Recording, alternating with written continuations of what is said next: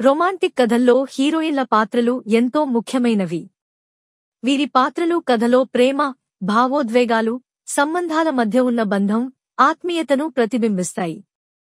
ఈ కథల్లో కథానాయికలు ప్రేమను అన్వేషిస్తూ వారి హృదయంలోని గాఢతను బయటపెడుతుంటారు. ఒక రొమాంటిక్ కథలో కథానాయిక పాత్ర సాధారణంగా అమాయకత, అందం, ప్రేమపరంగా గాఢమైన భావాలు కలిగిన వ్యక్తిగా ఉంటుంది. ఆమె భావోద్వేగాలు, ఆత్మీయత, జీవితంలో కలల మీద నమ్మకం కథలో ప్రధానంగా ఉంటాయి. ఉదాహరణకు, ఒక కథానాయిక అను, ఆమె ప్రేమ గురించి తన జీవితంలో కలలుగంటూ, ఆ ప్రేమ కోసం ఎదురుచూడటం, ఎదుర్కొనే కష్టాలను ధైర్యంగా స్వీకరించడం, చివరికి నిజమైన ప్రేమను పొందడం వంటి అంశాలను చక్కగా చూపిస్తుంది. మరో కథానాయిక కావేరి, తన ప్రేమలో నిబద్ధత, ప్రేమించిన వ్యక్తి కోసం చేసే త్యాగాలు ఆమె పాత్రను మరింత ప్రత్యేకంగా చేస్తాయి.